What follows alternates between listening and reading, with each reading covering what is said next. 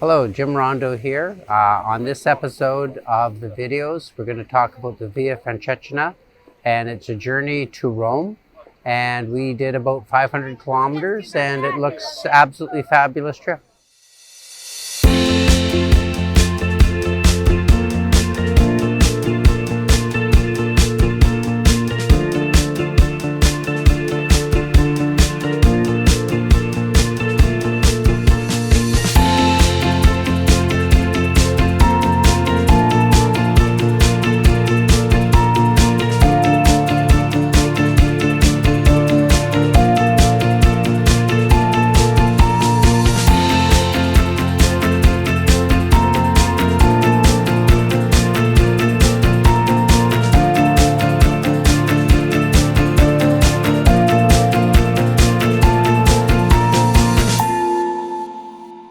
Via Francigena is a 2,200 kilometer journey that starts in Canterbury, UK. It then goes through France, across Switzerland, through the Alps. It then enters Italy and goes to Rome. Our walk was only 500 kilometers from the town of Sarzanna to Rome. The history of the Via Francigena goes back to 990. Cedric, the Archbishop of Canterbury, traveled to Rome from England. The pilgrimage route that he took is now known as the Via Francigena. Today, the Via Francigena is experiencing a revival, especially in Italy. The route is well marked and has plenty of lodging options. The scenery, the history, the food in Italy are all top-notch.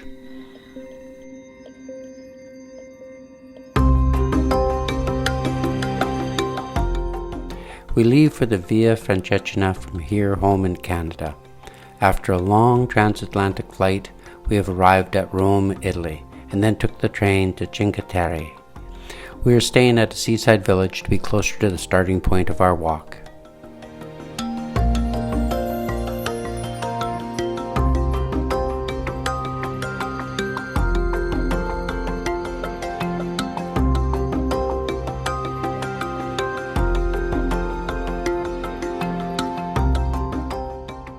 We're starting the Via Francigena in Sarzanna.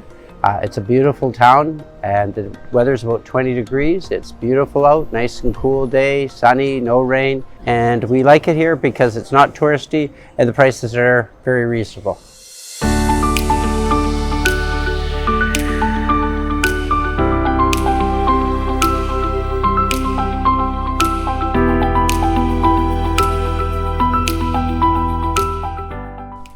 It's day one on our pilgrimage. It's interesting because we're walking through very flat terrain, lots of gardening and farms. On one side of us, we have olive trees and a whole bunch of cacti and flowering trees. On the other side, we have a banana tree and huge cactus. And what we have been walking along is a trail right along the canal. And it's very beautiful, easy to walk on, and quite flat.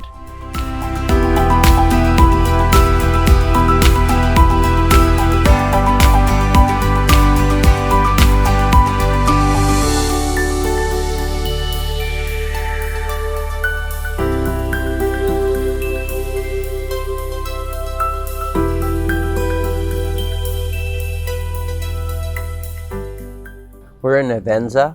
We're having our cappuccinos in the morning.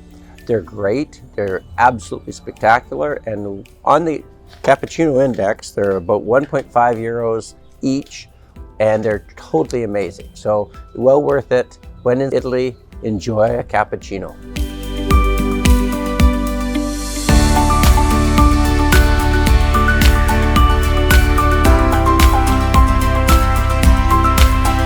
Signage on the Francigena is a little bit confusing because there's the north route, the south route, and also cycling routes both directions. So you actually have to pay attention and make sure that you follow the walking route.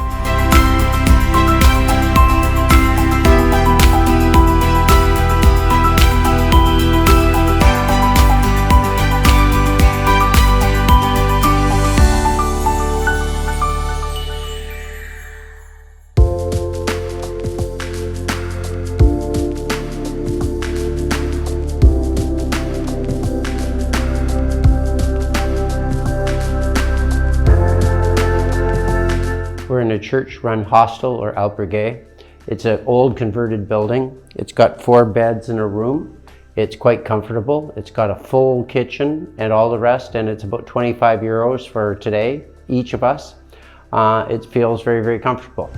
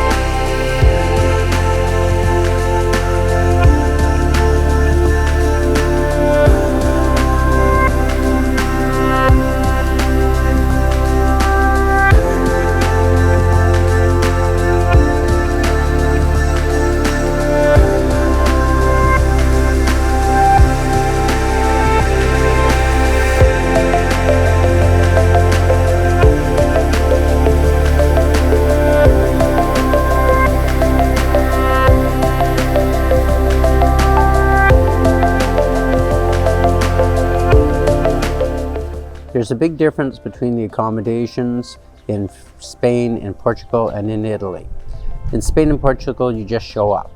In Italy, you actually have to make reservations, you have to send confirmation times and confirm when you're going to show up. And so therefore, you actually have to plan ahead, a few days ahead at least, make arrangements. And the other thing is they're smaller, which means the accommodation availability is less. So you do have to plan ahead.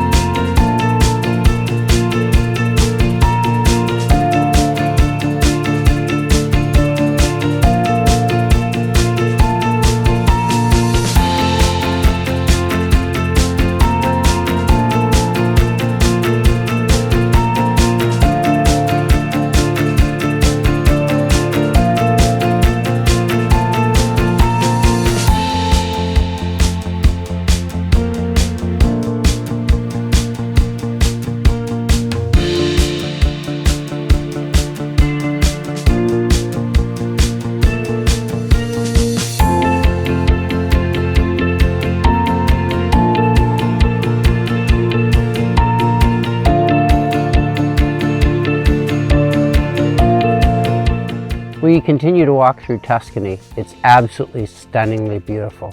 We walk through olive groves and a lot of vineyards, and we're up and down small hills. It's really pretty, and no matter where you turn, right, left, or ahead of you, is just wonderful views. It's a beautiful vista and a beautiful walk.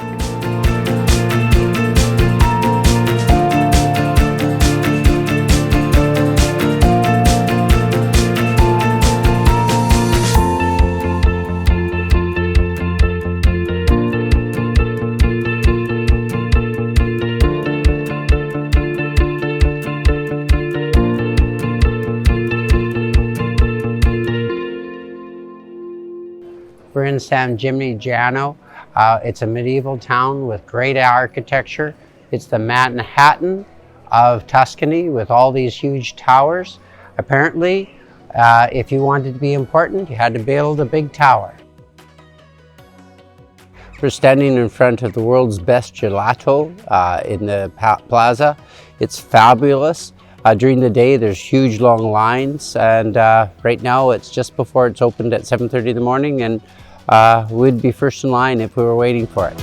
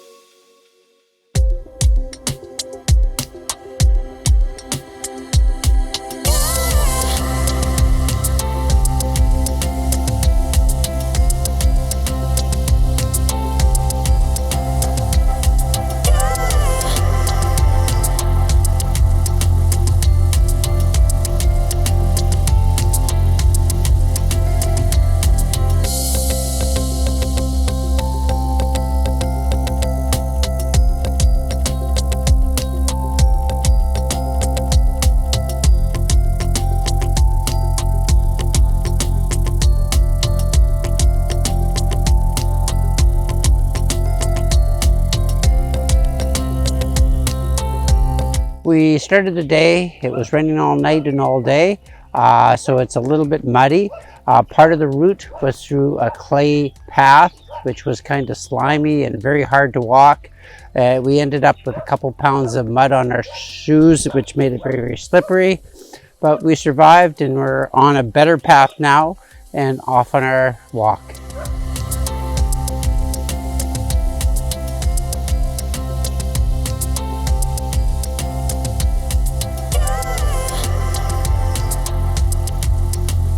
We're starting off our walk today, walking across the rolling hills of the Tuscan countryside. It's absolutely beautiful and quiet. We're walking along a path, not asphalt, which is nicer on the feet, and it's a beautiful day to continue our walk.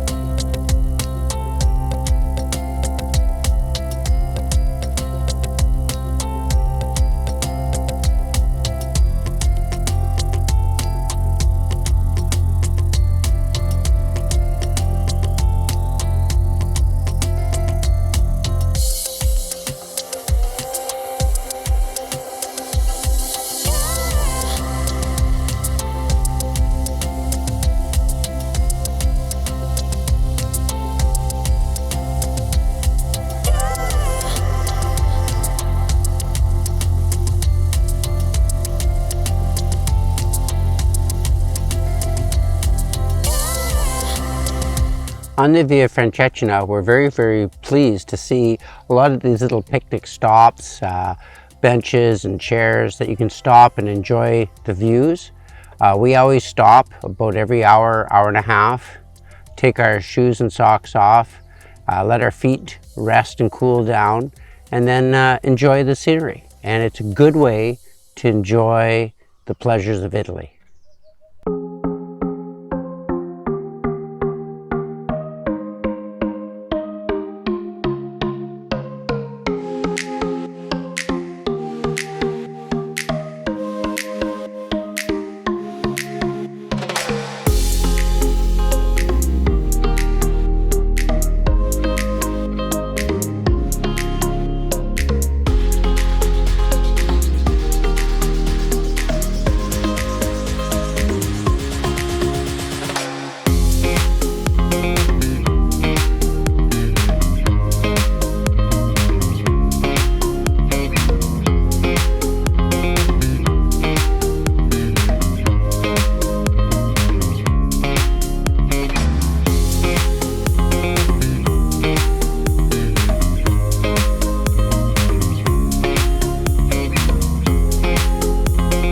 I'm standing in front of Hazelnut Grove.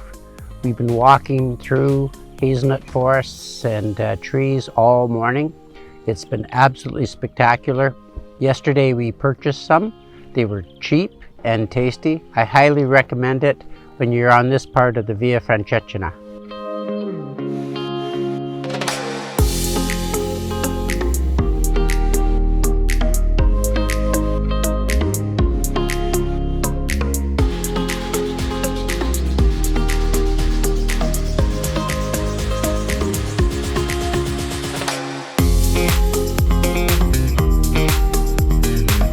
We're at a local bar for our morning coffee stop.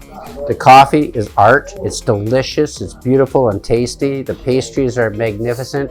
And as a bar, they have thousands of bottles of local wine I'm surrounded with. So if you don't want coffee, you can have your drink. And they're spectacular.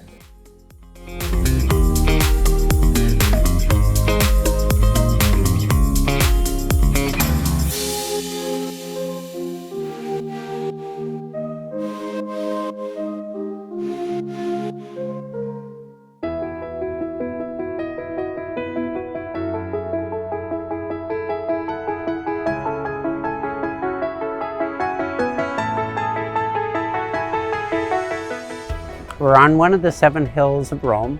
We're above the Vatican. We can see St. Peter's in the distance. We're about 2 kilometers away, and we're almost finished our 500-kilometer journey.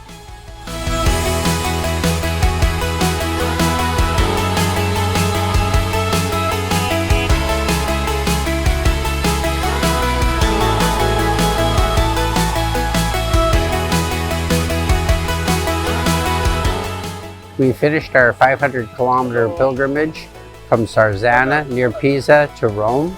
It was an unforgettable trip. Great food, great architecture, great scenery, and great memories. It was truly unforgettable and a trip of a lifetime.